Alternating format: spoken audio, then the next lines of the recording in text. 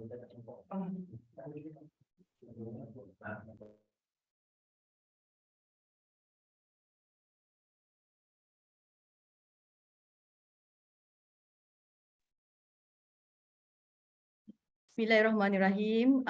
Assalamualaikum warahmatullahi wabarakatuh. Very good morning. Salam sejahtera.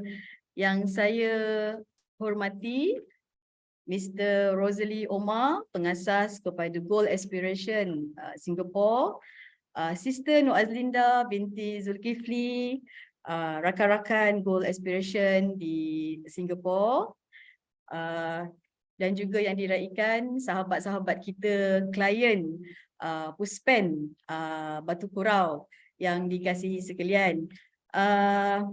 Assalamualaikum warahmatullahi wabarakatuh. Apa khabar semua pada hari ini? Waalaikumsalam warahmatullahi wabarakatuh. Alhamdulillah kami semua sihat di Singapura. Alhamdulillah. Terima kasih kami ucapkan kepada rakan-rakan di Singapura. Jadi pertama-tamanya syukur kepada Allah Subhanahu Wa Taala kerana diberikan keizinan, ruang dan peluang kepada kami pada hari ini untuk bersama-sama dengan rakan-rakan Goal Aspiration di Singapura. Rakan-rakan klien Puspen Batu Kurau, boleh tak kita say hi kepada rakan-rakan kita di Singapura?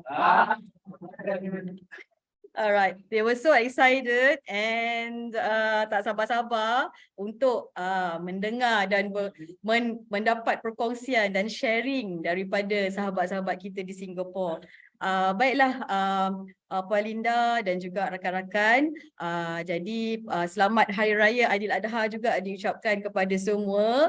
Jadi kita rasa sangat bertuah walaupun hari ni Hari Raya keempat, tapi sahabat-sahabat kita di Singapura boleh lagi meluangkan masa untuk bersama-sama dengan kami untuk berkongsi pengalaman dan juga tips-tips kepilihan bersama dengan rakan-rakan klien kami selama 30 orang di Puspen Batu Kurau ni. Dan program ini untuk makluman merupakan julung-julung kali diadakan sebenarnya. Tak pernah lagi diadakan antara dua negara, Malaysia dan juga Singapura. Jadi pihak kami sangat-sangat berbesar hati dan rasa bertuah dapat bersama-sama dengan to have all of you with us today, walaupun secara atas talian lah online. Dan juga kami juga mengucapkan selamat datanglah kepada rakan-rakan yang lain yang bersama-sama dengan kita mungkin dalam Facebook dan dalam media-media yang lain. Jadi tanpa melengahkan masa, saya dengan ini mempersilakan Mr. Rosalie Omar untuk daripada pengasas Goal Aspiration Singapore untuk memberikan sedikit perkongsian beliau. Dengan segala hormatnya dipersilakan. Assalamualaikum warahmatullahi wabarakatuh.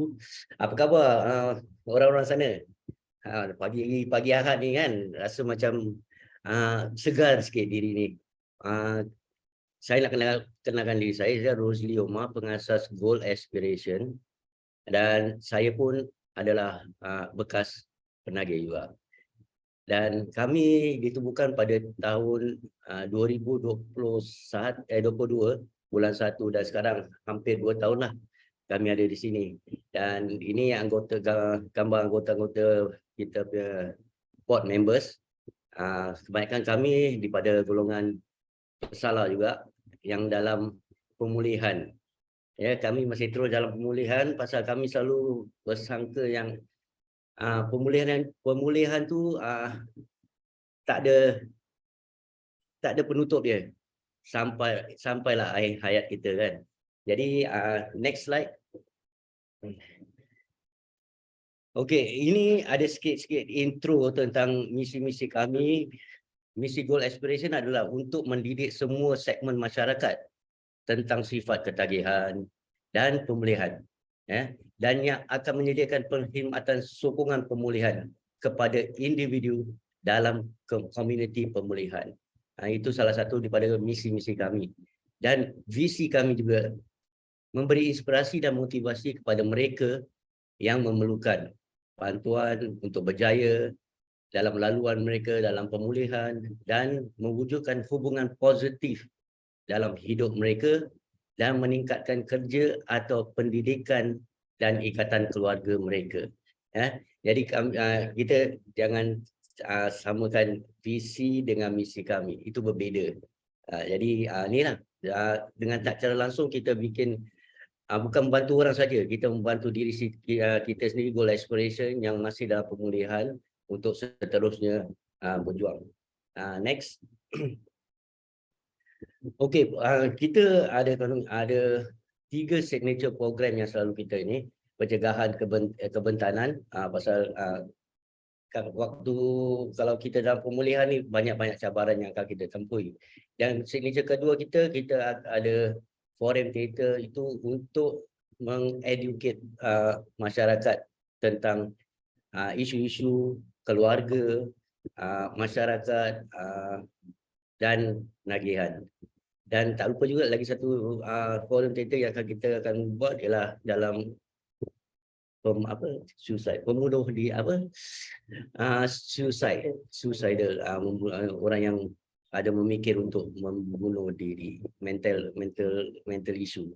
Dan ketiga, kita juga ada bikin sosial dan masyarakat pada pengagihan makanan kepada orang-orang yang memerlukan, dan itu tak secara langsung setiap bulan kami ada program untuk membuat agihan makanan kepada orang yang memerlukan, dengan tak secara langsung memberi kita lebih kenal pasti pada bukan kita je yang susah, bahawa ada masyarakat yang lain memerlukan juga, yang semana-mana yang kita mampulah.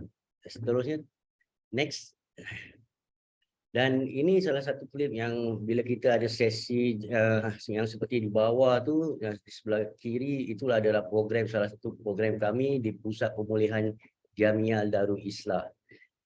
Pada setiap hari Jumaat selepas Isyak kami akan berada di sana berkumpul dan membantu bekas penagih di sana. Dan kami akan memberi mereka motivasi dan segalanya. Next slide please.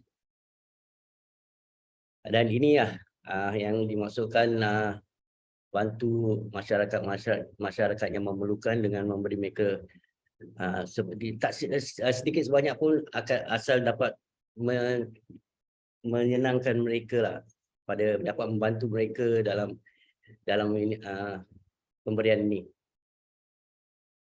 Next. Ini undangan-undangan daripada organisasi lain untuk kami membuat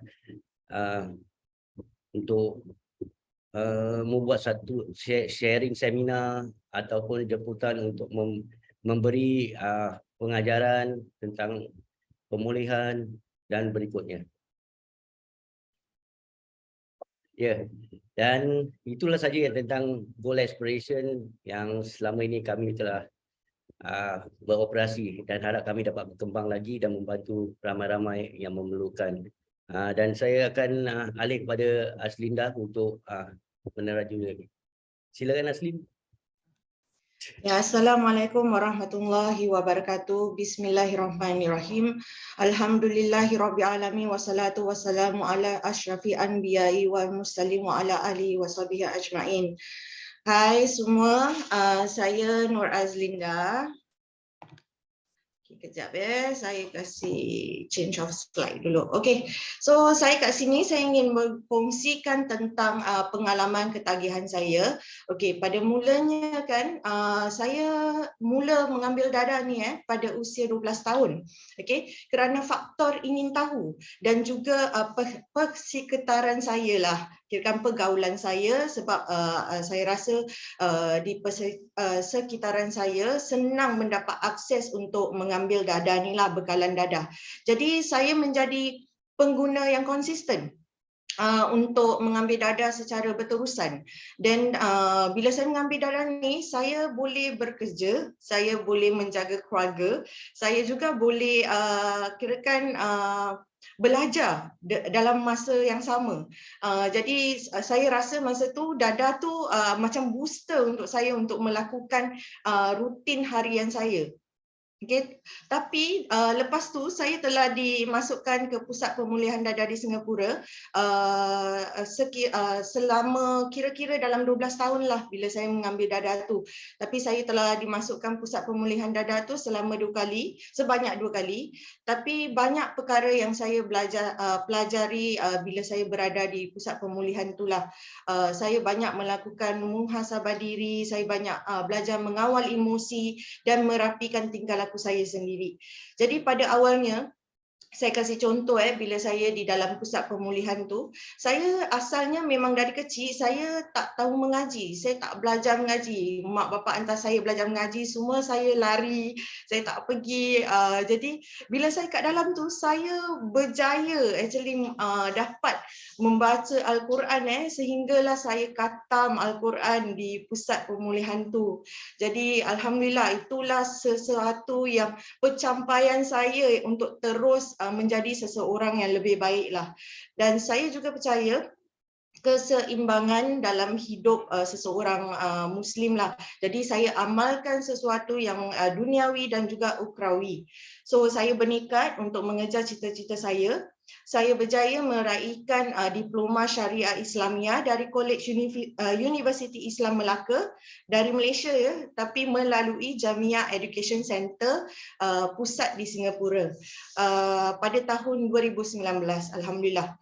Dan kemudian saya daripada mengambil diploma in Syariah Islamiyah ni, saya dapat diberikan peluang menjadi kaunselor agama secara sukarela di salah satu rumah peralihan wanita. Alhamdulillah.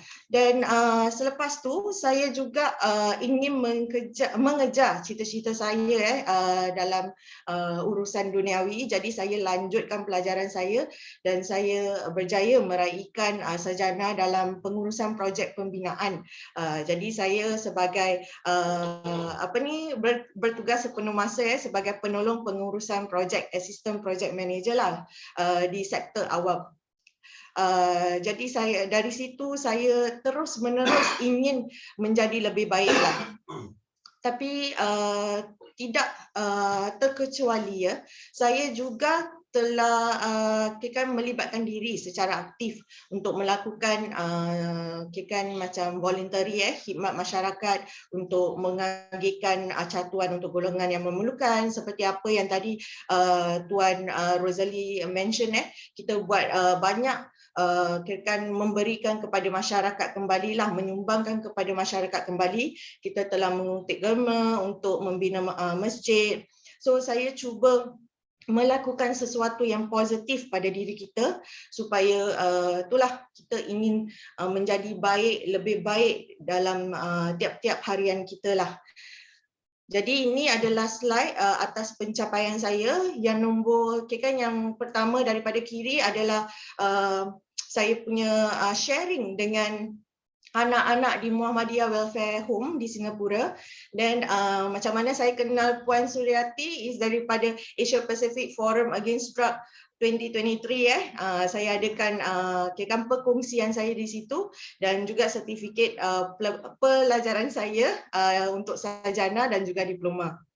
Okey, tidak membuang masa, saya akan mengungsikan tentang sedikit tips-tips daripada cara saya membuat coping skill saya lah, pencegahan untuk terus berhenti daripada mengambil darah. Okey, daripada dua diagram yang ada di skrin sekarang ni, okey, yang sebelah kiri adalah peringkat konsep model perubahan dan sebelah kanan pula konsep proses minda Islam. Jadi saya praktikkan kedua-duanya sekali untuk pemulihan dada diri saya sendiri. So pada setiap manusia bila kita mempunyai kesedaran untuk berubah, seperti di dalam hadis Imam Bukhari dan Muslim, innama a'malu binniat. Maksudnya amalan itu bergantung pada niat kita. Jadi bila Allah dah berikan satu kesedaran pada diri kita, jadi kita kena terus untuk memulakan perubahan dalam diri kita tu. Jadi pertama sekali kita harus mengetahui keadaan hati kita, which is kita punya kalbu. Okey, kalbu kita. Kedua, kita harus mempunyai niat yang betul untuk berubah supaya kita dapat mengawal nafsu kita sendiri. Sebab kita banyak mengikutkan nafsu sampai kita tak menggunakan akal untuk melakukan sesuatu. Jadi kita kena melakukan kedua-duanya supaya kita mendapat kirakan tindakan yang positif. Okey, dan yang terakhir ialah memahami sifat perubahan itu menggunakan akal kita. Jadi bila kita faham kenapa kita berubah, alasan kita berubah tu untuk apa? Untuk kebaikan kita ke, untuk niat kita untuk berubah supaya kita dapat tidak menyusahkan keluarga ke. Jadi kita nak kena tahu niat kita di situ. Okey, dan yang keduanya, bila kita melihat pada contemplation stage tu definisi Melayu adalah merenung. Okey, definisi Islam adalah tafakur. Jadi antara satu hadis diriwayatkan Ibnu Qayyim Al-Jauziyah, pemikiran yang mendalam, renungan adalah permulaan dan kunci kepada semua kebaikan. Okey, bila kita memikirkan dan merenungkan segala kesalahan dan perbuatan negatif kita, itu adalah permulaan bagi setiap persediaan untuk kita berubah. Jadi bila saya baca satu surah dari surah Al-An'am ayat 162 dan juga doa Al-Iftitah, inama solatu wa nusuki wa mayaya wa mamati lillahi rabbil alamin. Okey, sesungguhnya solatku, ibadahku, hidupku dan matiku hanyalah kerana Allah Tuhan semesta alam.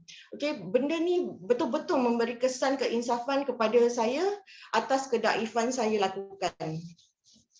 Dan preparation stage pula adalah persiapan untuk kita berubah.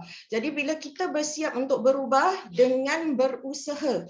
Jadi apa-apa kita kena bertawakal kepada Allah Subhanahu Wa Taala. Jadi bila kita bersedia sebelum mengambil sembarang tindakan, kita nak kena menulis maklumat kita dulu. Itu ni saya punya praktis menulis maklumat saya, objektif saya, lepas tu kita harus meramal hasilnya. Okay, so this antara 3 konsep yang saya praktikan, dan kita kena banyak melibatkan diri secara aktif dengan langkah mengubah tingkah laku buruk kita atau tabiat buruk kita. Itulah adalah action stage kita, peringkat tindakan. Jadi terdapat beberapa teknik mana yang bersesuaian dengan sekalian, dengan semua penduduk di Puspen. Cuba cari apa yang teknik yang sesuai untuk kita untuk berubah.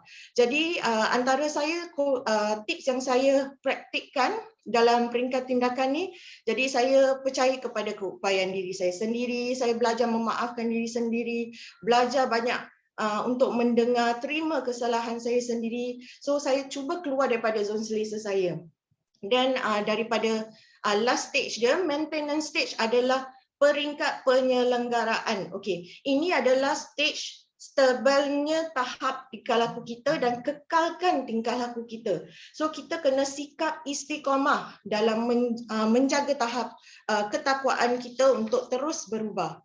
Okey, jadi di sini kita kena sentiasa fokus dan semak tingkah laku kita atau tabiat kita sendiri setiap hari. Jadi kita dapat yang penting bagi manusia adalah sifat kesedaran tu ada, dan untuk kirakan sifat kesedaran akan kesilapan diri kita sendiri supaya kemudian kita dapat memperbetulkannya. Jadi salah satu ayat yang saya ingin kongsikan ialah surah Hud ayat 112, maka istiqamalah, tetaplah kamu pada jalan yang benar sebagaimana diperintahkan kepadamu dan juga orang yang telah taubat berserta kamu, dan janganlah kamu melampaui batas. Sesungguhnya dia Maha melihat apa yang kamu kerjakan.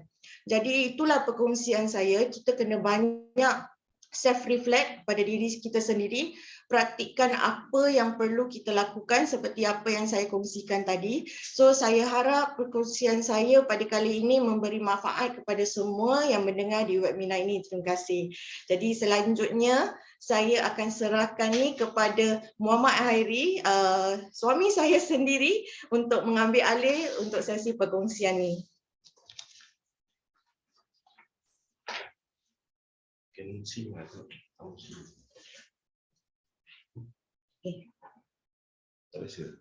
Assalamualaikum warahmatullahi wabarakatuh. Masya Allah.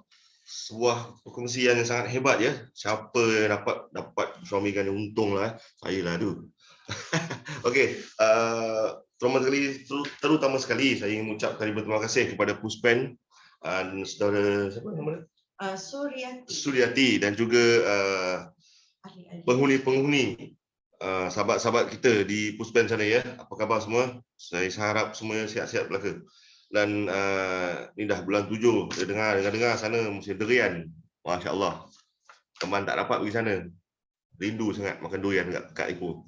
Okey, nama saya Muhammad Hairi. Saya berumur 42 tahun.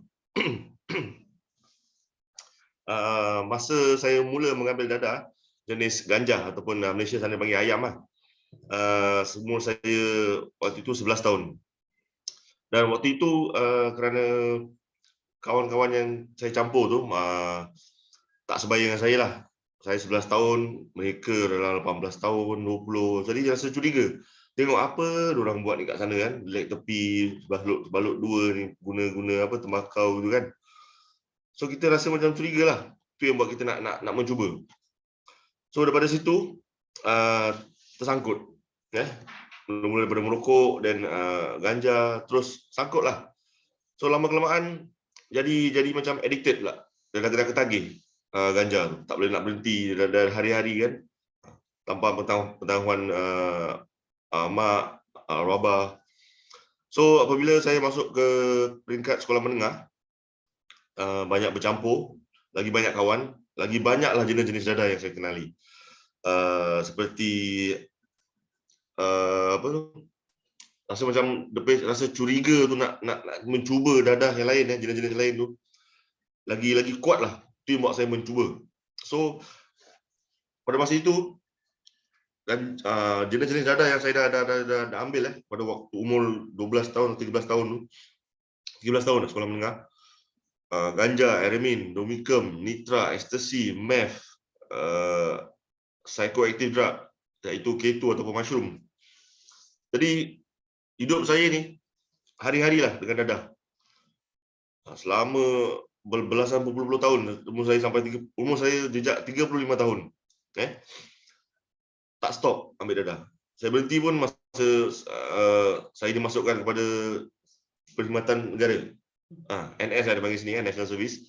Waktu tu pasal di perkhidmatan negara kita ada ujian air kencing. That's why saya berhenti sekejap untuk 2 tahun. Lepas tu terus tak stop ambil dadah. Sampailah umur saya 35 tahun. Abang saya sendiri yang laporkan saya kepada polis ataupun CMB, narkotik, polis narkotik . Pada masa tu saya sudah berumah tangga dengan isteri saya yang pertama. Jadi saya macam tak mengakulah. Saya pun rasa bingit, kenapa abang saya buat macam ini? Apa salah saya? Saya tak kacau orang, saya tak ni, saya tak tu. Tapi fikir-fikir balik, memang patut. Kalau abang saya tak buat itu, saya rasa sekarang saya tak kat sini. Saya dah tak dapat jumpa sahabat-sahabat semua di Puspen ni. Saya dah ke mana tak tahu dah. Mungkin dah dalam tali gantung ke apa ke tak tahu kan. Dadah ni memang memusnahkan kita. Bukan saja kita, ahli keluarga kita yang tak bersalah.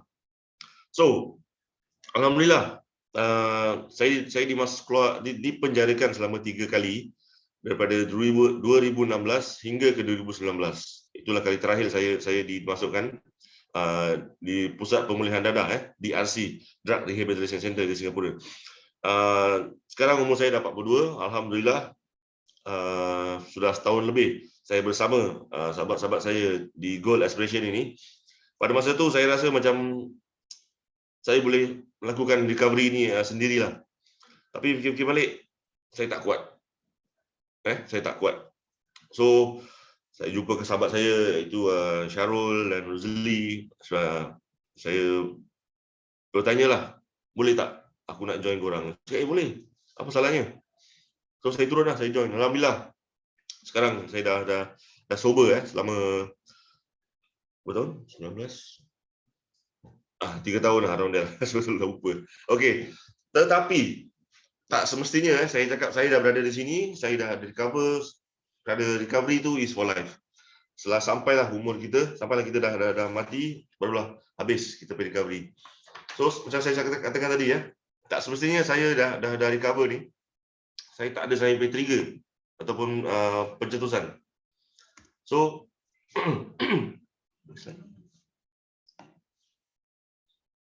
okay. So kita nak kena, walaupun kita dah lama tak mengambil dadah, dah lama tak berkecimpung dalam bidang-bidang dadah ni, kita nak kena mengenal pasti pencetus kita. Okey. Seperti keadaan emosi, tempat, pemikiran, manusia, benda dan juga aktiviti ataupun situasi. Okey, kenapa saya cakap begini? Sebab saya sendiri ada 3 perkara yang saya boleh membuatkan saya trigger. Iaitu kalau berbual pasal dadah. Lagi-lagi kalau berbual pasal ais. Kita di Singapura kita panggil ais lah. Kalau kat sana kita panggil syabu. So, apabila kawan-kawan lama ke siapa-siapa berbual pasal syabu, walaupun orang yang tak tahu yang saya ni bekas penangis dadah, mereka berbual pasal syabu. Kau tahu tak? Syabu ya sekarang aku jumpa kat itu, kat ini, aku tengok dalam YouTube syabu tu macam itu, macam gini. Itu boleh membuatkan saya trigger. Saya trigger untuk mengambil balik. Dan lagi satu is perkakas. Apabila saya melihat perkakas yang digunakan untuk mengambil syabu, itu boleh buat saya trigger. Bayangkan macam mana boleh lemah saya punya iman dikatakan untuk merempuh ketagihan ni. Terus kita katakan pernah tagih, addiction ni is true lah. Bukan main-main. Banyak orang tak tahu. So, yang lagi satu is apabila saya tengok sendiri dengan biji mata saya syabu itu, dia akan membuat saya trigger. So, bagaimana saya mengatasi trigger-trigger saya? Saya adakan 3R. Bukan repeat, bukan ranggi, bukan remove dalam bahasa Inggeris saya. Remove, replace dan reduce. Remove bahasa Melayunya penyingkiran ataupun keluarkan.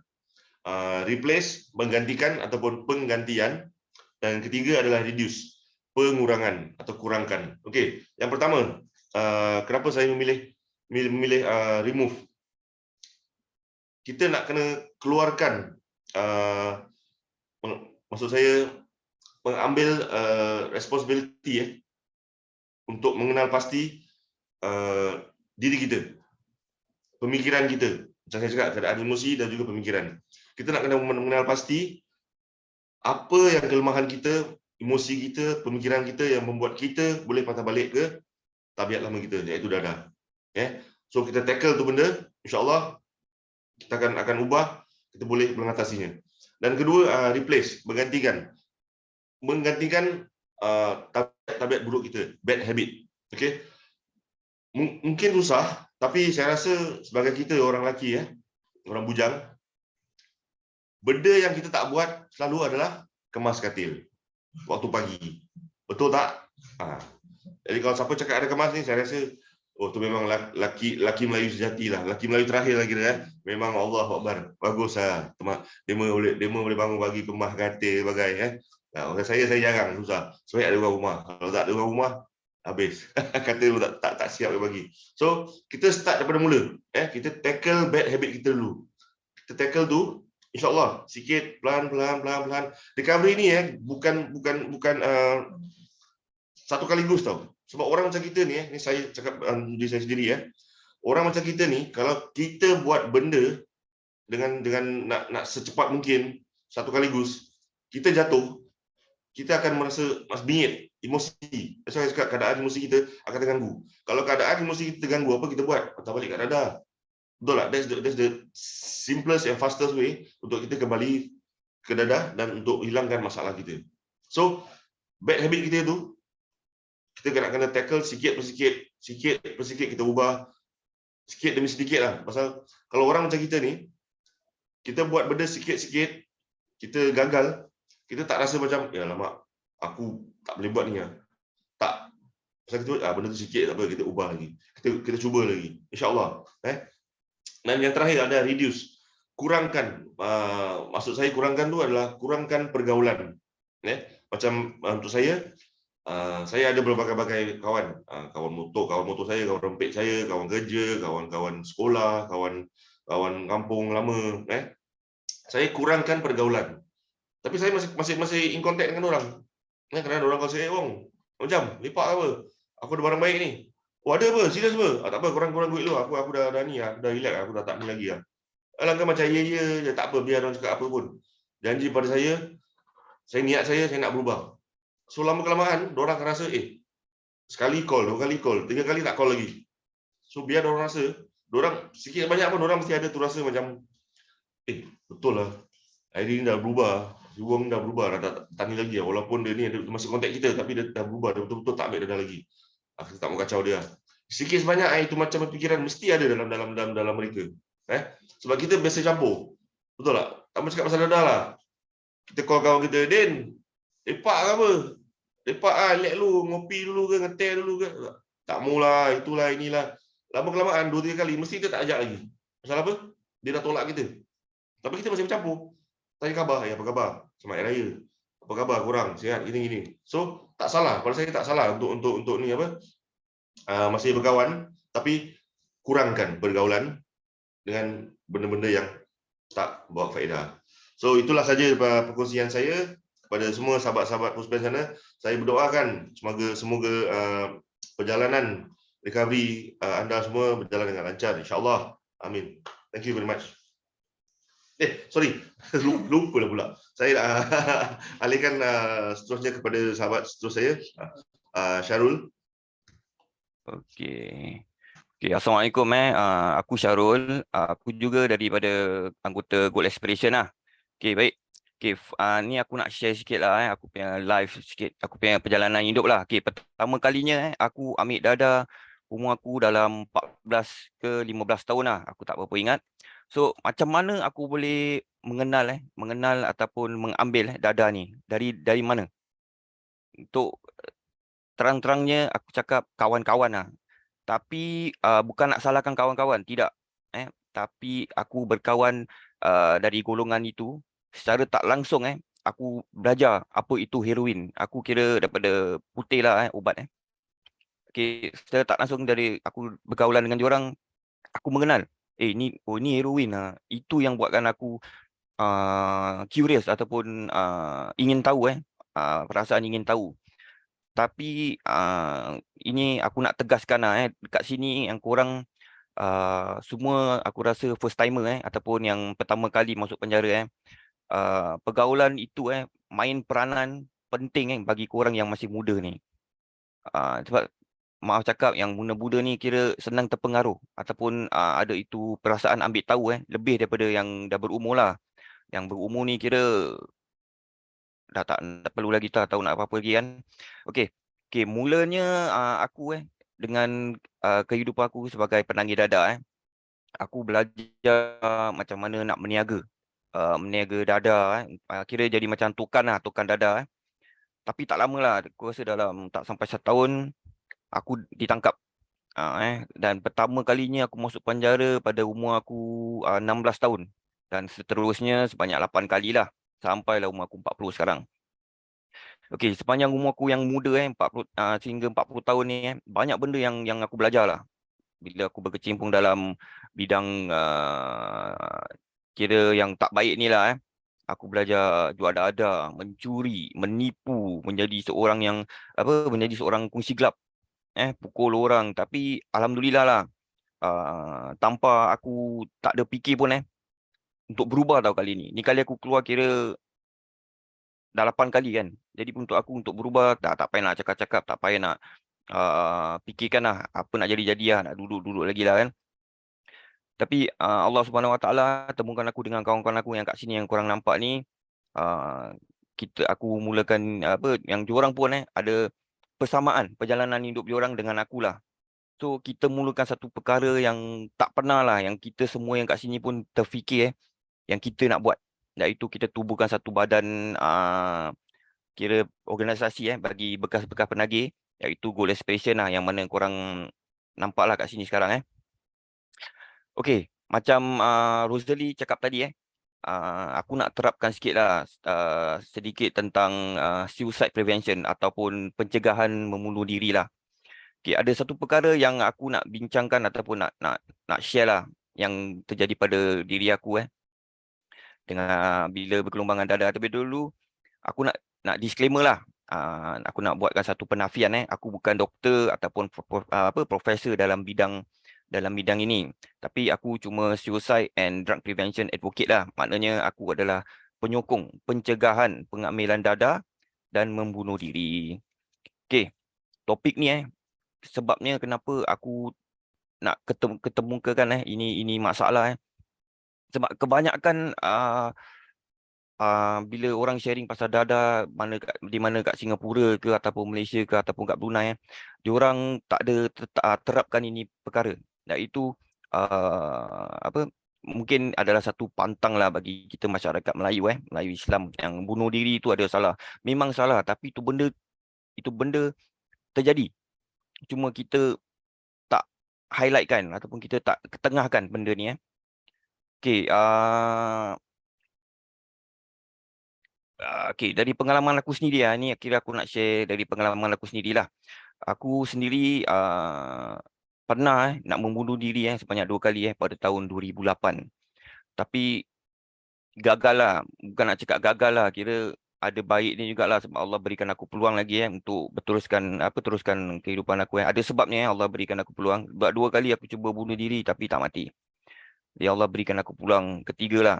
Dia selama 6 bulan lepas aku keluar daripada hospital mental tu bukan habis itu je, aku mengalami schizophrenia ataupun dengar suara kecil suara yang mengganggu aku selama 6 bulan lah.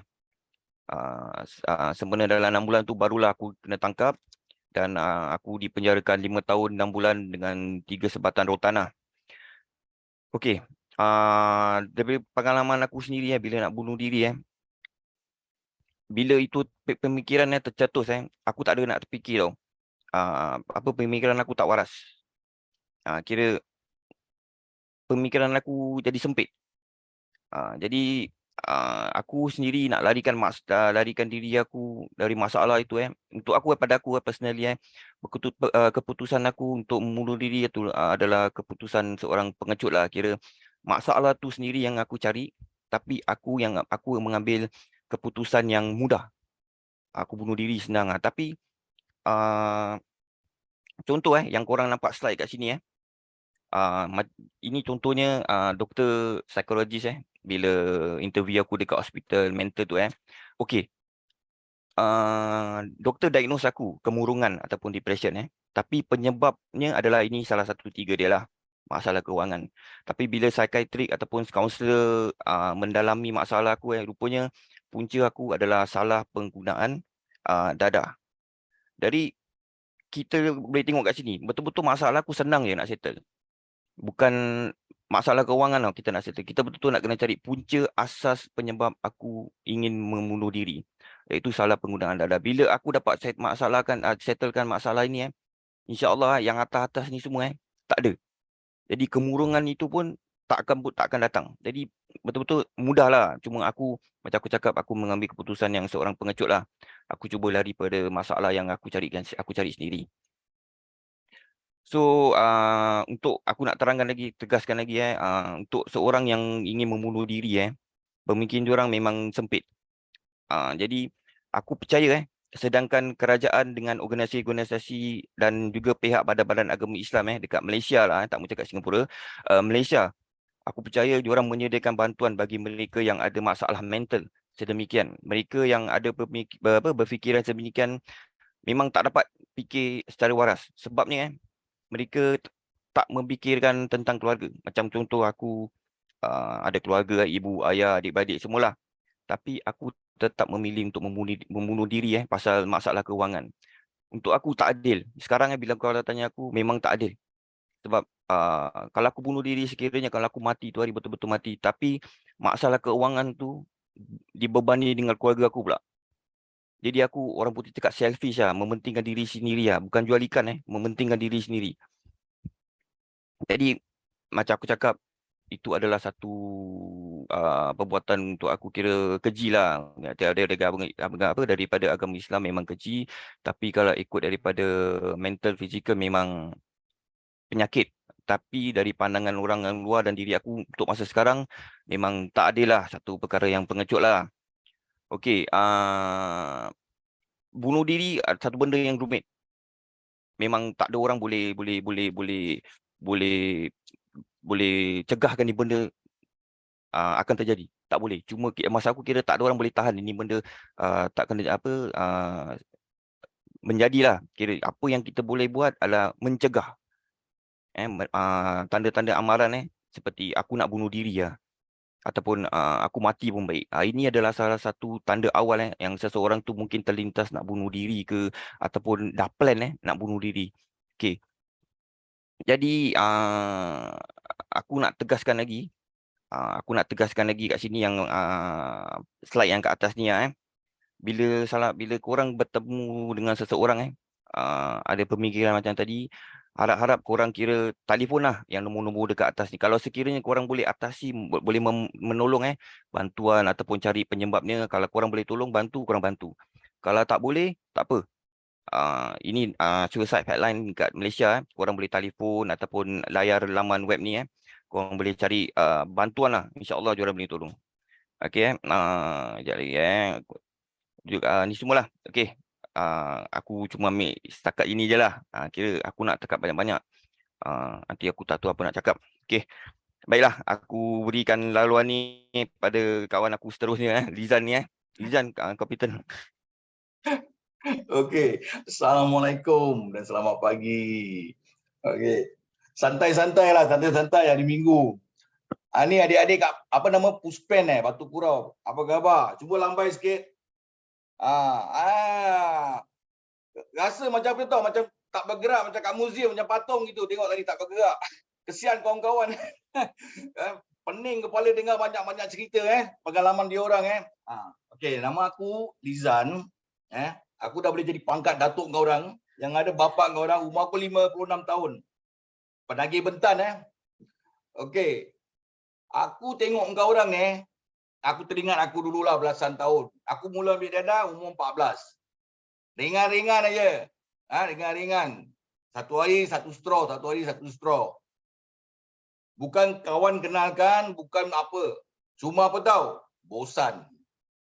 Umur 14 tahun, kau tahulah umur macam korang ni. Lincah nak itu, nak ini, nak bergerak kat rumah kurang kasih sayang, tak dapat mainan, tak dapat itu. Campur. Keluar rumah campur kawan-kawan kat luar. Daripada situ aku kenal fit. Korang panggil fit kan? Heroin.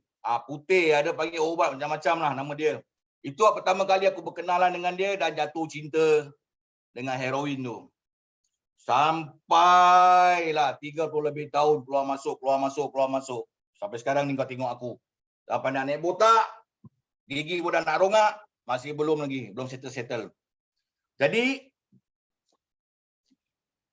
bila aku duduk penjara, buat yang penghabisan, yang terakhir sekali, buat yang ke-9 kali tu, aku banyak bikin muhasabah diri berfikir.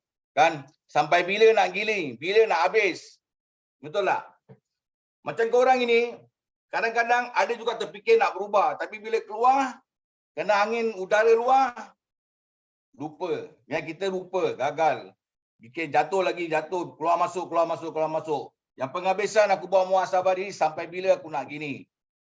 Bapak mati, bini cerai, anak lari, semua atas perbuatan aku. Kenapa? Lupa diri, lupa dia orang. Ni dadah yang korang nak tahu, tak kira apa dadah yang korang ambil lah. Korang pam apa dadah pun, ia merosakkan. Senang cakap macam itu. Satu kali hisap, semua kebaikan dilucutkan daripada badan pada diri. Digantikan dengan semua keburukan. Merompak, mencuri, menipu. Itu semua ada dalam diri nanti. So, apabila aku dah duduk dalam penjara banyak kali keluar masuk, mungkin muhasabah diri, timbullah kesedaran. Kesedaran untuk apa? Satu hari aku akan mati ni. Satu hari aku akan menghadap Allah. Takkan aku nak jumpa Allah dengan keadaan steam. Takkan lalok nak jumpa Allah. Betul tak? Mesti mau steady lah. Nak jumpa mata air kita apa? Pandai nak susun ayat. Betul? Pandai nak pakai minyak wangi. Tapi ni kita nak jumpa Allah. Takkan nak bawa ni semua markah-markah buruk. Jadi aku dekatkan diri aku dengan Allah. Make peace. Kira buat pendamaian dengan Allah. Solat satu hari 5 kali kalau mampu. Tak sakit. Kalau sakit tak boleh berdiri, baring. Dan apa yang patutlah kita bikin untuk dekatkan diri pada Allah. Dan lepas tu, keluar. Tak mau ingat yang banyak-banyak. Nak ingat itu, nak ingat ini, nak ingat itu. Ingat diri dulu, ingat diri sendiri. Macam aku nak settle, macam mana aku nak terus menjalankan pemulihan apabila di luar nanti. Dan ingat yang baik-baik, settlement, ingat yang baik-baik. Baik-baik benda apa? Seperti macam mana yang kau tengok lah, yang tadi kawan aku tunjuk tu kat dalam skrin. Bikin amal, hantar-hantar makan, kasih orang surat senang, bikin itu, bikin ini. Semua benda-benda yang baik yang dulu tak pernah aku nak bikin. Jadi pelan-pelan benda itu jadi apa? Jadi kebiasaan. Jadi bila aku dah rasa aku dah kuat, dengan kuasa Allah, aku dikenalkan. Bukan kenal lah kira, ditemukan dengan kawan nama aku yang bernama Rosali yang korang tengok tu. Aku punya captain, aku punya chief. Goal Aspiration lah. Dia kenalkan aku dengan Goal Aspiration. Dah aku jadi masuk diorang punya kumpulan. Jadi aku tengok niat diorang, nawaitu diorang betul. Nak membantu orang at the same time, bantu diri sendiri. Aku suka. Aku join diorang. Ni sampai sekarang Alhamdulillah. Itu pasal nanti aku dapat pergi Perak melalui tengok dalam TV. Nak juga aku pergi Perak. Dah 56 tahun Perak pun tak sampai ni sekarang. Nanti insyaAllah. Kerana sibuk kalau masuk penjara, Perak pun aku tak sampai. Kau tengoklah penjara je aku masuk. Jadi korang, dah macam pangkat-pangkat cucu dah anak-anak aku ni. Dengar sini, angkat tangan sikit, lambai lagi, last punya. Alamak, itu juga tekno tu bukan lambai, jadi tekno tu. Okey, jangan ingat banyak-banyak. Ingat yang baik-baik. Walau macam mana pun, bila-bila mau apa, steady, baru boleh jadi. Okey, sebelum Wak engkau ni, serahkan ni laluan talian ini kepada isteri Wak. Wak nak mengucapkan selamat maju jaya.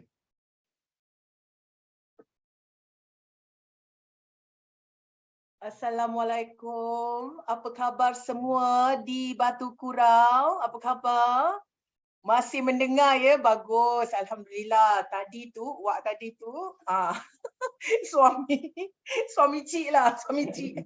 Baiklah, pertama sekali saya nak ucapkan terima kasih kepada pihak Puspen kerana ingin mengadakan pertemuan dalam talian ini bersama kami dari Goal Aspiration.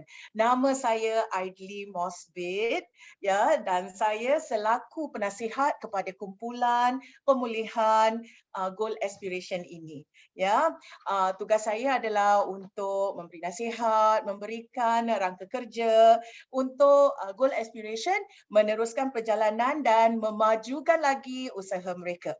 Baiklah, hari ni, pagi ni, selaku isteri kepada Wak tadi tu, saya juga adalah seorang yang advocate kepada sistem sokongan. Apa itu sistem sokongan? Siapa tahu? Mungkin ada yang boleh angkat tangan kalau tahu apa itu erti sistem sokongan. Tahu tak?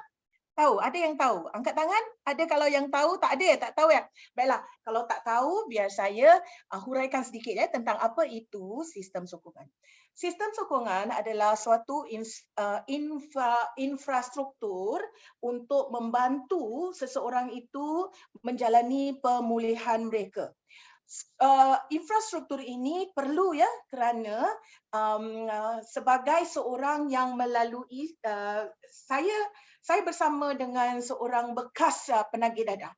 Jadi apabila saya bersama dengannya, mulalah tugas saya sebagai seorang yang menyokong kerja atau menyokong segala aktiviti, hasrat, misi, visi pada suami saya itu. Ya, jadi sistem sokongan adalah satu lakaran di mana seseorang itu dapat diberikan bantuan. Ya, dalam infrastruktur ini kita menggunakan teknik 3R juga. Tadi ada 3R dari Hairi Wong. Hairi, 3R Hairi itu apa dia? Remove, replace, reduce. Remove, replace dan reduce Kak Long. Bagus. Okey. Jadi kita dah dengar tadi, kalau awak masih ingat, Abang Hairi tadi ada cakap tentang remove, replace, reduce. Itu 3R, teknik 3R dia ya dalam pemulihan. Tapi bagi orang yang melalui sistem sokongan, kita mempunyai teknik 3R juga ya. Teknik 3R kita adalah recognize, respect dan reconciliation. Ya, kita mulakan dengan recognize, respect dan reconciliation. Apa itu recognize? Recognize itu adalah mengenali. Okey. Respect, menghormati. Dan yang ketiga, reconciliation adalah mencari penyelesaian atau mencari huraian. Ya, jadi kita mulakan dengan kenapa recognize. Okey, pertama sekali kita kena mengenali orang yang kita nak sokong tu. Okey, dalam infrastruktur menyokong, membantu pemulihan, kita pertama kali kena kenal sokongan apa yang kita nak berikan, kita kena kenal sokongan bagaimana, kita perlu kenal orang yang ingin kita sokong, kita kena kenal lah, basically mengenali segalanya tentang orang dan cara-cara untuk menyokong seseorang yang melalui pemulihan itu. Itu mengenali. Okay? Sebab apabila kita kenal, barulah kita dapat tahu cara dia. Macam kalau kita berbual pasal cinta lah. Kalau tak kenal maka tak cinta kan. Jadi kita kena mulakan dengan mengenali. Selepas kita mengenali, kita menggunakan teknik menghormati. Apa itu menghormati? Menghormati maknanya kita nak kena hormat dengan orang yang kita nak sokong tu. Kita tak boleh lah kalau orang tu cakap dia nak melalui pemulihan, dia nak baikkan diri dia. Lepas tu kita cakap, percaya ke aku kau ni boleh pulihkan diri? Percaya ke aku kau ni boleh tukar tabiat sikap kau ni semua? Percaya ke? Kalau kita tak respect diorang, kalau kita tak menghormati diorang, macam mana kita nak dapatkan conviction? Macam mana kita nak dapatkan suatu ketegalan dalam diorang punya hasrat nak berubah tu? Tak boleh. Ya, dan mereka juga harus menghormati kita sebab kita ni nak sokong diorang. Kalau diorang tak menghormati kita, kalau diorang tak hormat dengan kita yang nak membantu pun masalah. Jadi kalau tak ada rasa hormat tu, tak akan boleh melalui sokongan, tak boleh adalah sokongan yang jitu daripada orang yang nak menyokong dan orang yang disokong. Maka tak bolehlah, kita dah tak boleh sokong lah. Sebab apa? Dah tak ada hormat. Macam mana kita nak sokong kan? Okey, jadi step pertama mengenali. Step kedua kita harus menghormati. Kita kena hormat yang orang yang kita nak sokong ni benar-benar ingin disokong dan mahu dibantu. Ketiga, ialah mencari penyelesaian atau mencari huraian. Ya, kita nak kena ada sikap di mana kita sama-sama, saya sebagai orang yang menyokong, suami saya perlu disokong, kami suami isteri haruslah, kalau tak suami isteri pun keluarga atau sesiapa saja yang dalam infrastruktur ini, mereka harus sama-sama mahu mencari penyelesaian. Maknanya setiap kali kita ada permasalahan, apakah masalah tu ada macam-macam masalah tentang keuangan, ada resources, kadang-kadang tentang perasaan segala perbalahan yang kita bakal ada, kita kenalah cuba untuk huraikan. Kita kena buat suatu komitmen yang kita akan mencari penyelesaian dan tidak akan give up, tidak akan putus asa. Itu adalah cara-cara kita memberikan sokongan. Secara data di dalam Goal Aspiration ni kami bergerak ramai yang sudah mempunyai keluarga, ramai yang dah beristeri, dah bersuami. Jadi mereka mendapatkan sokongan secara langsung dari para isteri atau para suami mereka, ya. Dan kalau ada yang belum bersuami, belum beristeri, apa yang akan berlaku ialah kita bergerak sebagai teman-teman atau keluarga yang dapat membantu. Lihat di dalam gambar raja, kita ada suatu lakaran individu adalah yang pertama dalam struktur pemulihan, bantuan pemulihan sistem sokongan ini. Selepas itu family. Macam kita lihat suami isteri, anak beranak dan kemudian teman-teman, peers. Ya, mereka yang sama-sama dengan tu dan akhir sekali community atau masyarakat. Ya, jadi saya benar-benar berharap kamu semua di sana akan bertemu dan mendapat sistem sokongan kamu sendiri. Dan daripada situ ingatkan 3R tu, mengenali, menghormati dan juga mencari penyelesaian. Semoga semuanya maju jaya, insya-Allah. Amin. Saya harap kita akan berjumpa kembali. Terima kasih. Dan kita akan akhir dengan penutup dari Puan Zura, Setiausaha Goal Aspiration. Silakan Puan Zura. Terima kasih Puan Aidlit. Assalamualaikum semua. Saya harap semua di sana baik-baik belaka. Saya Zura Hamzah, Sekretari Goal Aspiration. Terima kasih kepada sahabat saya di Goal Aspiration atas pengorbanan mereka yang menyayat hati kami semua. Okey, apa yang telah anggota kami bentangkan sebentar tadi adalah kisah sebenar silam mereka tentang pemulihan dan pengalaman pahit yang telah mereka lalui. Ia adalah perkara sebenar dan kami harap awak semua di sana boleh jadikan ini sebagai satu pengajaran dalam hidup. Dalam hidup yang penuh cabaran dan dugaan, kita akan jatuh, bukan sekali malah, bukan sekali, malah berkali-kali. Tetapi tidak bermakna kita tidak ada peluang untuk memperbaiki diri kita. Tekad hidup kita adalah untuk menyempurnakan tanggungjawab kita terhadap agama, kepada kedua orang tua kita, orang-orang yang tersayang. Harus dikenal pasti. Dugaan dan cabaran hidup akan sentiasa menghantui kita, walau seberat mana pun. Kita tak sepatutnya mengalah. Malah, kita harus pandang ke hadapan dan rempuh dengan kekuatan dengan niat yang ikhlas. Sebelum kami menundur diri, ingin saya ucapkan ribuan terima kasih kepada pihak PUSPEN kerana sudi menjemput kami dan memberi kepercayaan kepada kami untuk merajui sesi ini. Akhir kata kami dari Goal Aspiration, perubahan itu tidak mustahil. Assalamualaikum warahmatullahi wabarakatuh. Terima kasih semua. Okey, dari situ saya akan hand over to Azlinda. Okey, kita dah selesai sesi perkongsian kami, tapi kita ada sesi soal jawab. Okey, untuk penghuni-penghuni di PUSPEN Batu Kurau. Jadi sesiapa yang ingin menanyakan apa-apalah soalan yang terlintas dalam minda kita ni, boleh kongsikan, insya-Allah kita akan jawab sebaiknya. Ada sesiapa ingin bertanyakan soalan.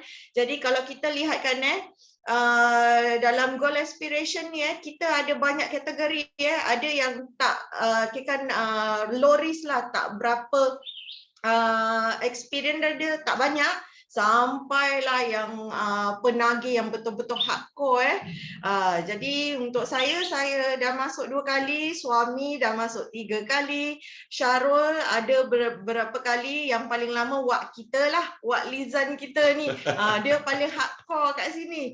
Jadi ada sesiapa yang ingin bertanyakan apa-apa soalan, boleh silakan.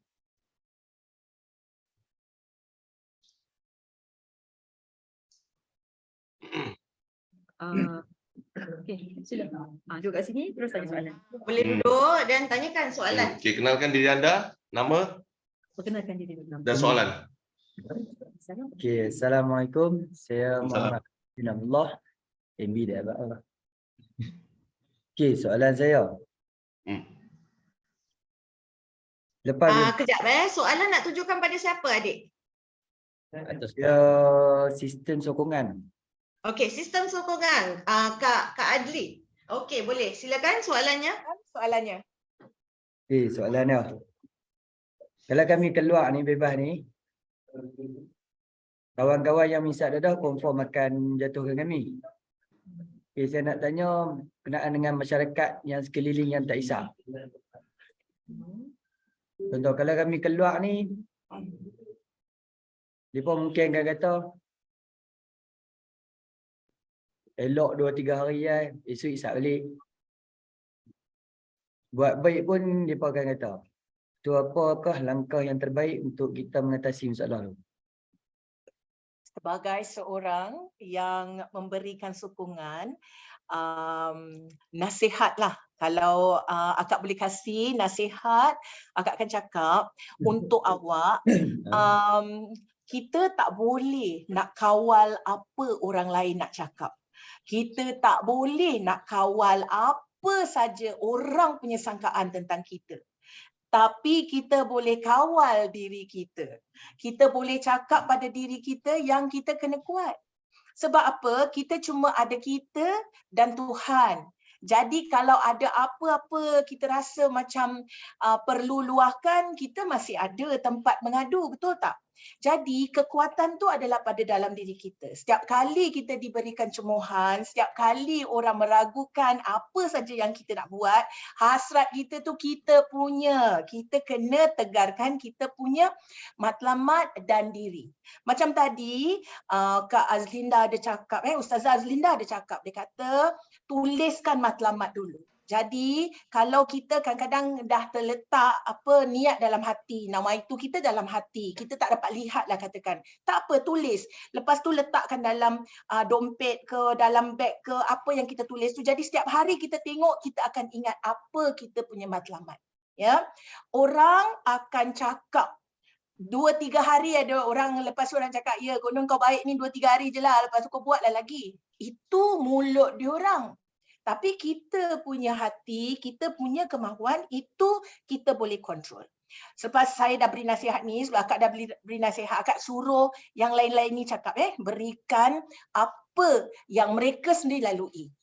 Kanda, apa yang Kanda lalui bila jumpa teman-teman yang kata pada Kanda, ini sekejap aja ni, dia ni baik, lepas tu nanti dia bagilah balik, dia suka, dia kan memang suka nak masuk balik.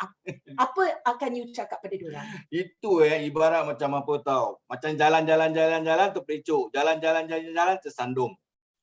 Tapi apabila tersandung, terpelecok, jatuh, cepat-cepat bangun. Okay? Jangan terus baring. Itu semua kata-kata tak boleh lukakan kita. Dia akan terluka apabila kita punya diri sendiri yang ikut kata-kata dia. Ingat, dada tu tak akan datang pada awak sendiri. Melainkan awak yang melangkah pergi pada dada itu. Kalau 10 tahun dada tu ada dalam laci, 10 tahun ada dalam laci kalau awak tak hampir ke tu laci. Tapi kalau awak hendak, awak buat pilihan nak ambil, 10 minit awak dah hisap barang tu. Jadi, jangan peduli. Orang kalau cakap, lu macam betul lah. Ya, betul. Lu macam ya. Wah ya. Sekarang apa dah jadi? Wah betul, gua masih kat sini, lu kat dalam. Jangan takut. Steady pun pipi. Orang mau cakap. Okey? Steady. Nak berkongsi sikit lah. Boleh. Okey. Pasal ni tentang Awak malu, tak payah malu. Ini tentang cemuan orang awam terhadap kita kan. Kita nak kena berfikir yang nak perlu berubah bukan mereka, kita yang perlu berubah. Jadi tomahan apa semua akan datang pada kita setiap kali. Walaupun kita anggota Goal Aspiration ni dah bertahun-tahun dan kita dalam pemulihan, kita akan dapat cemuhan sampailah kita mati. Orang akan buruk sangka tentang kita. Pasal kita dah hilang kepercayaan. Yang kepercayaan yang dihilang tu atas perbuatan-perbuatan kita. Jadi kita tak ada hak untuk dapat itu balik. Melainkan kalau kita buktikan. Kalau kita tak buktikan sepanjang hayat kita ini yang ada sekarang ni, macam mana kita nak dapat itu respect, hormat? Macam mana kita nak dapat itu kepercayaan kembali?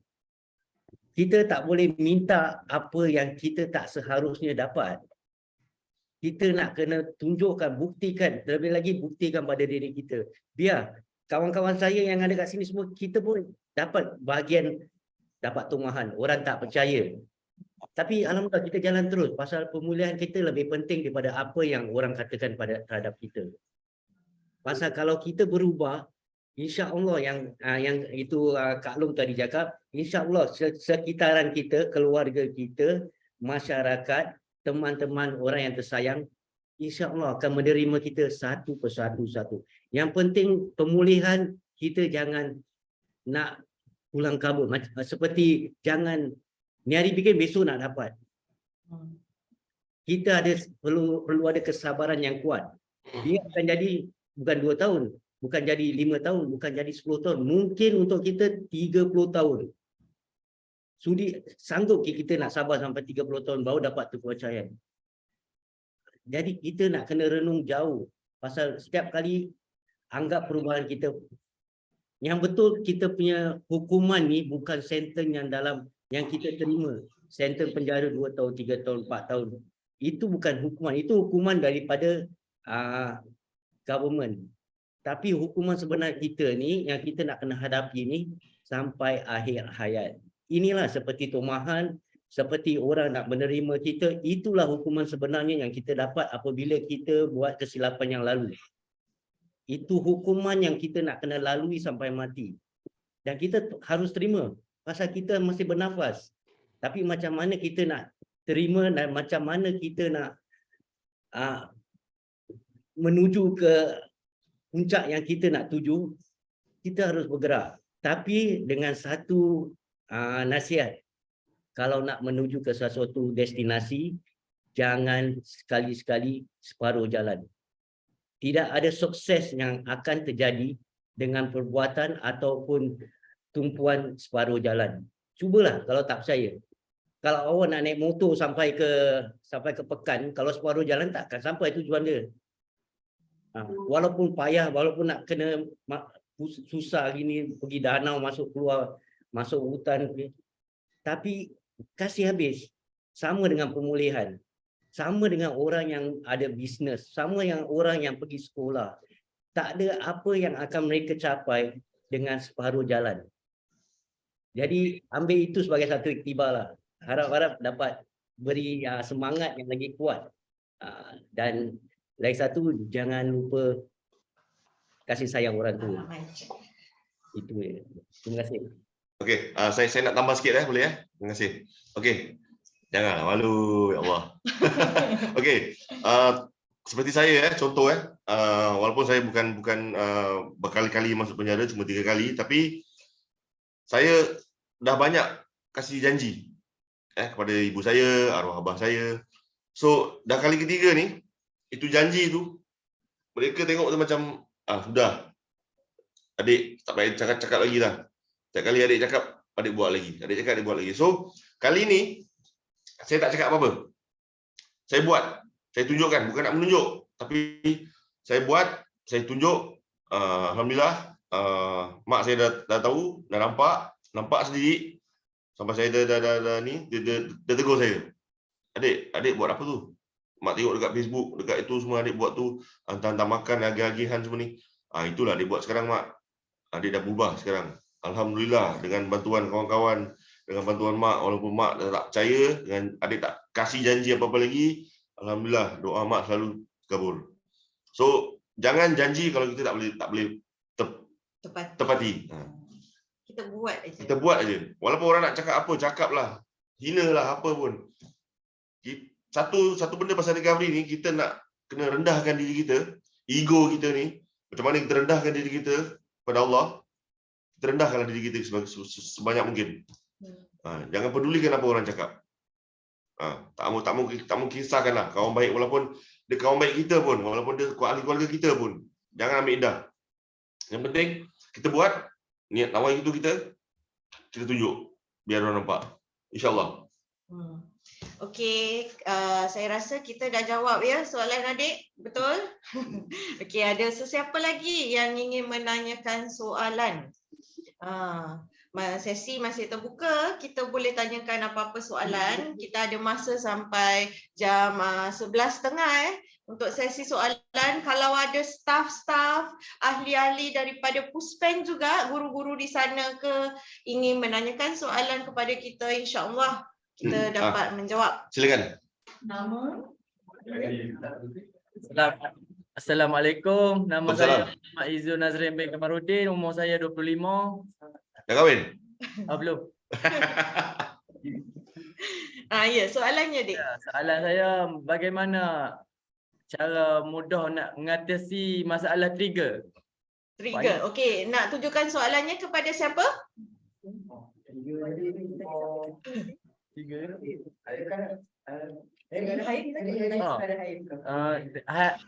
Hairi.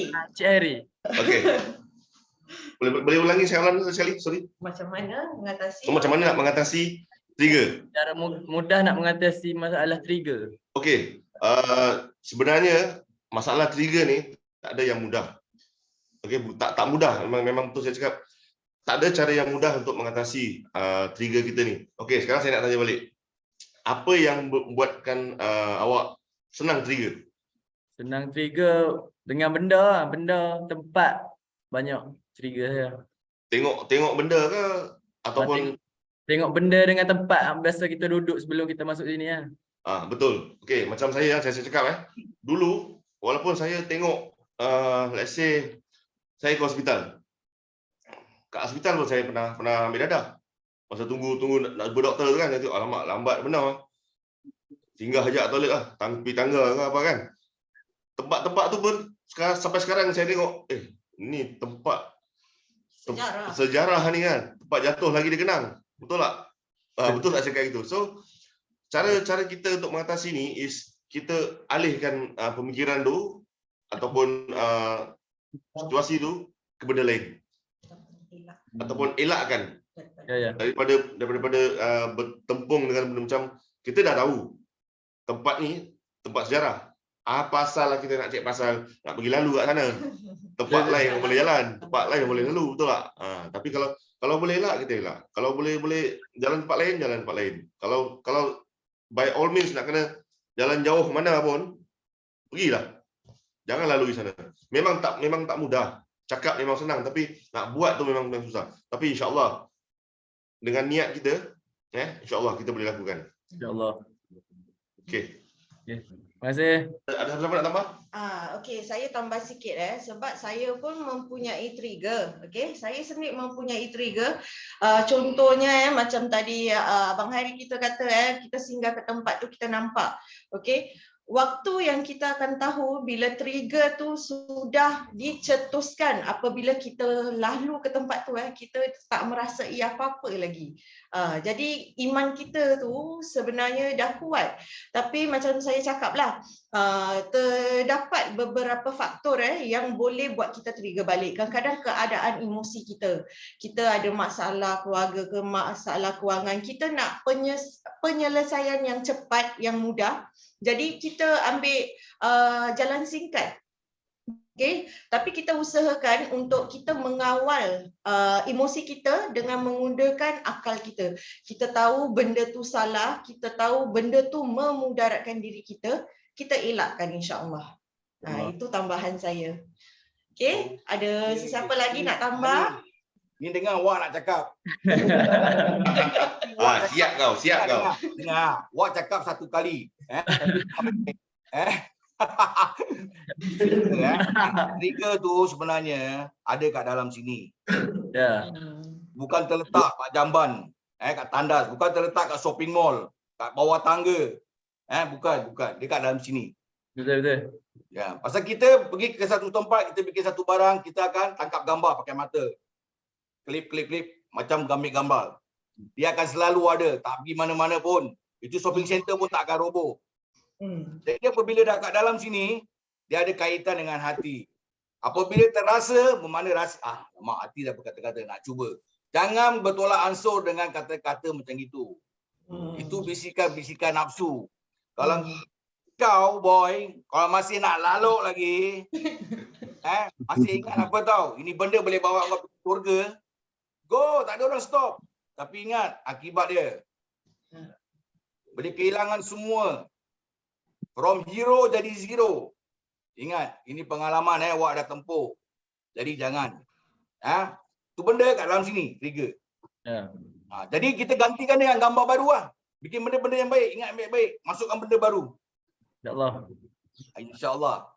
Okay. Terima kasih. Okey, sama-sama. Ada sesiapa lagi ingin menanyakan soalan? Tak kisah soalan apa-apa pun, insya-Allah kita cuba usahakan untuk menjawab. Adik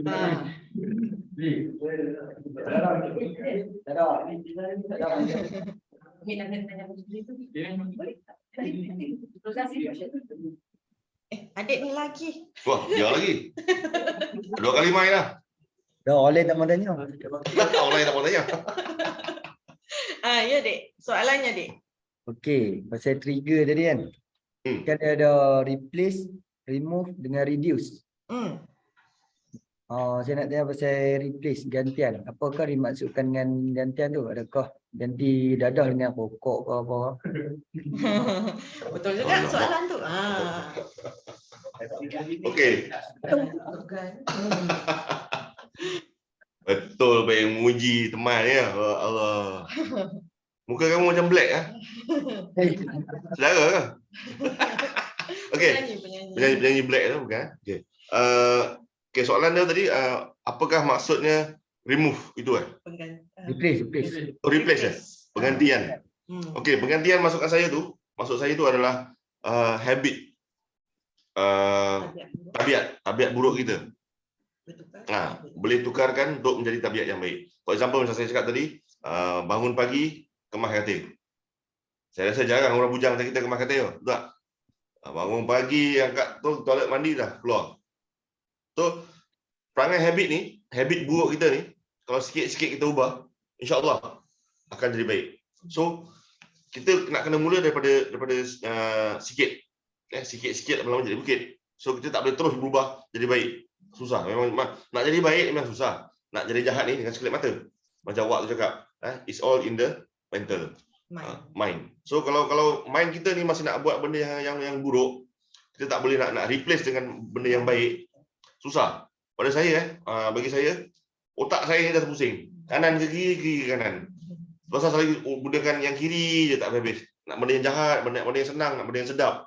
Tapi tak fikir yang baik. Tak fikir yang dosa, tak fikir yang haram.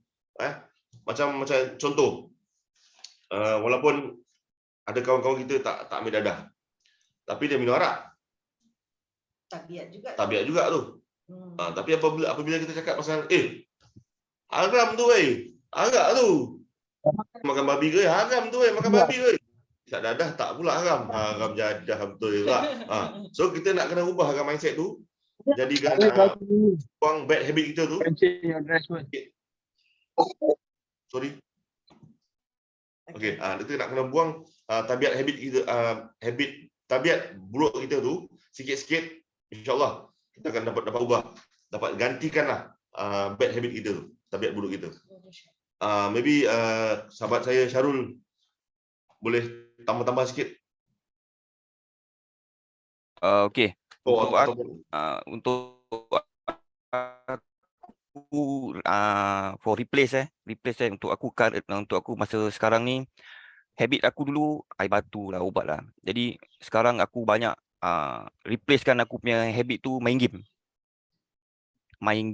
Habis secara tak langsung kumpulan kita ni pun kadang-kadang adakan aktiviti sihat. Kita pergi hiking lah, kita buat benda-benda yang tak selama yang benda-benda yang dulu kita tak berani bikin ataupun tak pernah terfikir pun nak bikin. Tengok wayang ramai-ramai, pergi hiking lah, kita pergi hantar habuan lah. Untuk orang-orang macam kita benda ni dulu remeh ataupun benda ni macam leceh ataupun time lambat, tak ada faedah untuk diri kita sebagai penagih ni, tak ada benda je. Dah steam habis kita nak pergi hiking apa kan. Jadi ini benda yang kita terapkan dalam Goal Aspiration ni benda-benda yang positif, benda-benda yang tak terfikir lah, apa benda lah kita boleh bikin. Macam aku cakap tadi, contoh hiking, korang bikin satu grup, satu kumpulan minggu-minggu keluar cari benda baru, benda yang korang tak pernah terfikir pun korang nak bikin. Kalau ni macam ada perkampungan apa kan, kita bikin satu grup, pergi tolong bersihkan kebun-kebun orang. Ini contoh. Pasal aku tak pernah pergi kampung, dah 20 tahun tak keluar Singapura. Jadi saya tak tahu pengalaman sana kan. So ini adalah satu mekanisme aku lah.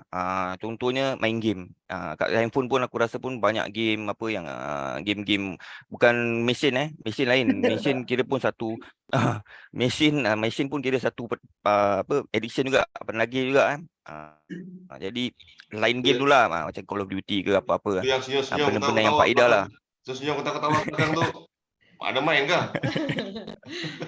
Okey. Ini ada sikit lah, tapi tak banyak sangat. Untuk diganti apa dia panggil? Replace. Diganti ini memang betul macam Hairi cakap, itu adalah habit kan. Pasal nak kenal pasti yang ada kat Puspen tu semua. Kita nak kenal pasti yang kita dah terlalu selesa dalam bulatan kita. Lagi kita tak keluar daripada itu bulatan, kita takkan dapat replace apa-apa yang kita nak replace.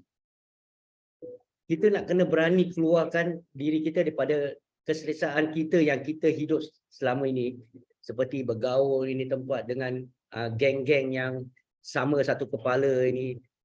Duduk rumah santai, tak ingat matlamat hidup, apa yang nak harus dibuat semua.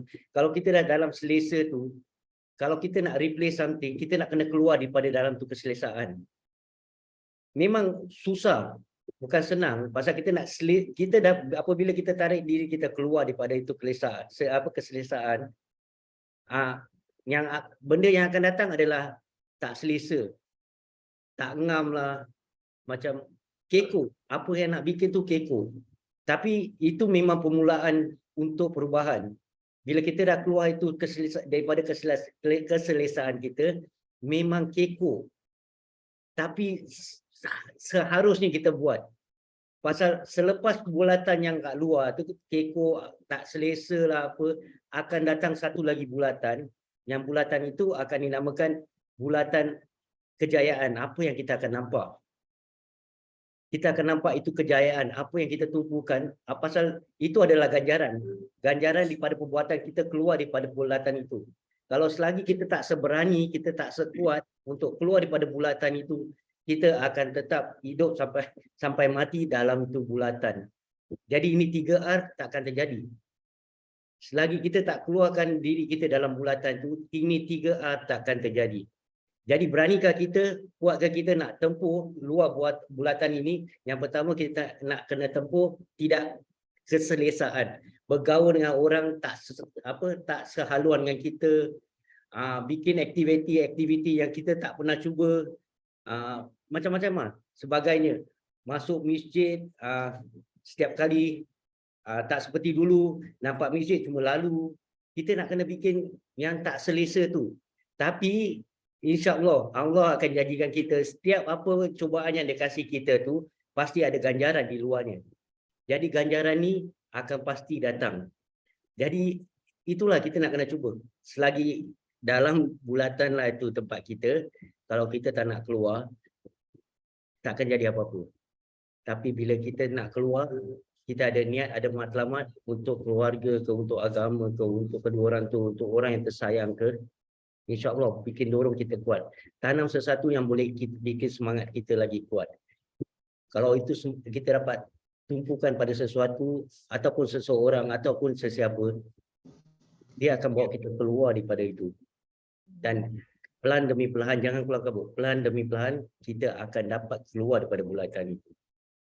Terima kasih. Okey, alhamdulillah atas perkongsiannya. Okey, saya nak juga memperkenalkan kita punya satu anggota daripada Goal Aspiration, Encik Aziz. Okey, Encik Aziz ni juga dia tak ada dalam kita punya persembahan tadilah, presentation kita tadi, tapi dia adalah ahli, seorang bekas penagih bentan juga ya, yang boleh berikan sedikit perkongsian dan juga sedikit kirakan cabaran lah atau cara untuk mengatasi daripada penagihan dada ni. Encik Aziz, silakan.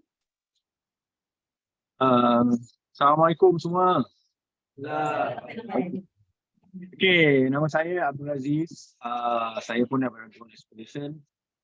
Okey, saya nak kongsi pengalaman saya. Saya dah keluar masuk hampir 7 kali.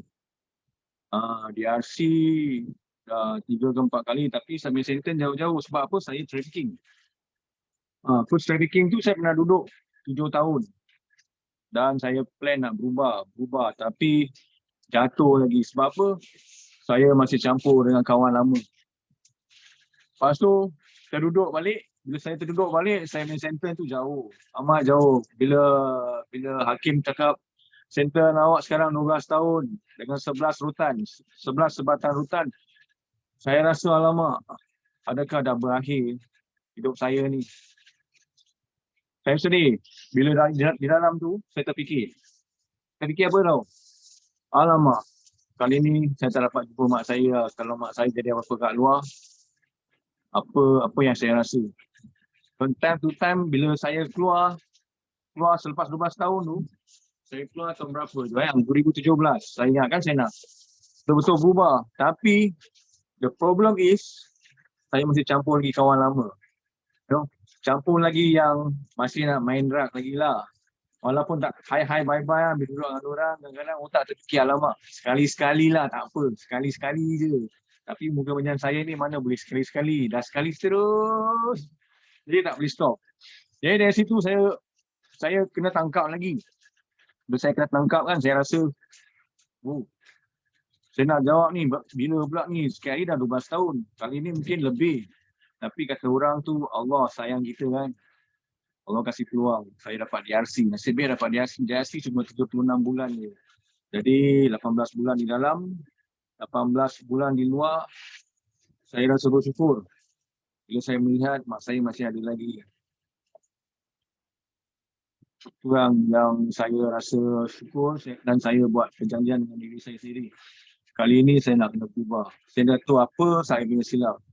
Yang pertama, saya tak boleh minum, saya tak boleh makan tablet dan saya tak boleh cuba sekali-sekali pun. Sebab bila saya cuba sekali, dia akan terus anjur. Itu yang pada diri saya lah. Jadi, saya try to jauhkan sikit daripada kawan-kawan yang masih aktif main drug ke, masih nak elbok. Saya cuba hindarkan dan saya buat apa tahu? Buat matlamat. Matlamat aspirasi. Itu orang kata goal aspiration. Matlamat aspirasi untuk mencapaikan cita-cita saya. Jadi saya buat plan, goal plan. Apa yang saya nak buat sepanjang tahun. Jadi saya plan saya nak dapat rumah. Saya plan nak kerja baik. Saya plan nak dapatkan motor. Saya plan nak dapatkan kos. Alhamdulillah dalam perjalanan saya tu, saya keep busy lah. Jadi saya kurangkan campur dengan kawan-kawan lama. Bukan kawan-kawan lama tu tak bagus. Cuma diorang kalau masih lagi involved dengan drug, akan membuat kita sekali fluent dengan diorang. Jadi try to gap dengan diorang. Walaupun nampak diorang, hai Assalamualaikum, nah tu je. Jangan nak berdekatan lah. Sebab apa kita nak stick dengan kita punya plan. Bila kita stick kita punya plan, kita punya matlamat tu berjaya. Jadi we have to still to focus. Fokus dengan apa yang kita nak. Dalam pelan-pelan tu saya rasa saya ni dah kira 90% berjaya. Saya dah jauhkan daripada pemikiran nak drug apa. So far saya nak cakap Alhamdulillah hidup saya. Macam mana saya nak cerita Saya pun baru masuk jadi saya a bit blur. Saya minta maaf kalau saya perbualan agak kecoh. Tak apa Aziz. Tak apa Cik Aziz. Okey, sedikit perkongsian macam saya cakap tadi, adik tadi menanyakan tentang penggantian. So kita menggantikan tabiat buruk kita kepada tabiat baik melalui mengadakan matlamat hidup. Matlamat hidup kita harus menghasilkannya. Bila kita ada matlamat, kita nak ada dia punya penghasilannya kan. Jadi seperti contoh kita ada wak kita Wak Lizan alhamdulillah antara satu matlamat yang telah dicapainya ialah dia telah telah pergi umrah. Syukur alhamdulillah itu antara satu matlamat dia. Saya pun telah pergi menunaikan umrah saya pada tahun 2019. Wak kita ni pula telah menunaikan umrahnya pada tahun lepas. Dan insya-Allah alhamdulillah akan datang adalah Tuan Aziz kita. So itu antara matlamat untuk melakukan tabiat baik kita untuk menjadi orang yang berguna insya-Allah. So kepada adik-adik juga jangan pernah berputus asa sebab bila kita ingin mencapai matlamat kita memerlukan masa. Kita tak boleh dapat secara immediate, secara besoknya kita hari ni kita nak matlamat tu berlaku, besoknya kita dapat mencapai. Tidak, benda tu secara satu persatu kita nak kena adakan matlamatnya dulu dan kita cuba usahakan untuk mendapatkan matlamat itu dengan cara yang pelan-pelan lah. Kita tak payah terburu-buru sebab matlamat ni boleh terbagi pada dua cara, satu yang short term, satu yang long term. Jadi adik nak kena plan adik-adik punya matlamat tu, mana mana yang nak dicapai dulu. Ada yang mungkin nak belajar sampai dapatkan sarjana ke, ada yang matlamat ingin dapatkan license driving ke apa, ada yang matlamat untuk pergi umrah seperti Wak kita dengan Abang Aziz kita ni tuliskan matlamat tu. Kadang-kadang dengan cara menulis kita dapat secara psikologikalnya dia dapat memberi kita macam peringatan dalam minda kita untuk terus mencapai matlamat itu, insya-Allah. Jadi ada sesiapa lagi ingin kongsikan ke pertanyaan apa-apa ke sebelum kita actually mengakhiri sebab dah 11.30 tak sangka cepat betul masa berlalu. Ada sesiapa nak tanyakan apa-apa? Kalau tak kita serahkan kembali kepada Puan Suryati. Okey, Miss Linda, kita rasa dah tak ada siapa lagi yang nak bagi soalan. Alhamdulillah. Boleh saya buat penutup terus? Boleh. Alhamdulillah kita pun dah sampai ke penghujung kita punya program. Jadi alhamdulillah, terlalu dalam masa yang singkat ni bagi saya dah terlalu banyak tips-tips dan sharing yang dikongsikan kepada kami di Puspen Batu Kurau ni. Saya bagi pihak Puspen Batu Kurau dan urustia kami lah yang mengucapkan ribuan terima kasih. Tak dapat nak membalas dengan dalam bentuk apa, dalam bentuk wang ringgit ke apa, hanya Allah sahaja yang mampu untuk membalasnya. Dan kalau boleh saya simpulkan di sinilah tips-tips yang dikongsikan pada hari ini memang sangat luas lah, daripada psikospiritual sampai kepada tajuk trigger, sampai kepada tajuk stigma, dan sampailah kepada support system sistem sokongan tu memang amat meluas. Saya rasa perlu ada siri kedua kot Miss Linda. InsyaAllah kalau sesiapa yang masih berminat untuk adakan siri kedua, insyaAllah kita dapat melanjutkan lagi untuk anak-anak di Puspen lah. Kami pun memang sangat berbesar hati dan sangat gembira dapat tengok sokongan daripada anak-anak daripada Puspen. Mereka very interaktif lah. Jadi kami sukalah tengok. So mereka ni memang muda-muda macam adik-adik dan anak-anak kami jugalah. Okey, jadinya saya ingat kita perlu juga mungkin saya nak sebutlah nama seorang-seorang untuk mengucapkan kami punya terima kasih kami kepada special thanks to Miss Linda and husband Hairi, and then kepada Wak Lizan ke? Wak Betul, Wak Lizan. Dan Puan Aidli, kepada Syarul, Mr. Rozali dan Miss Zura, dan juga yang last but not least tadi kepada Aziz. Aziz ni special thanks to all. Kami sangat berbesar hati, sangat berterima kasih atas tips-tips yang dah dikongsikan pada hari ini, dan insya-Allah ada rezeki, ada kelapangan, kita boleh berjumpa lagi dalam siri-siri yang lain. So boleh tak kita sebut bye kepada and thank you kepada para presenter kita pada hari ini. Okay, semua say thank you.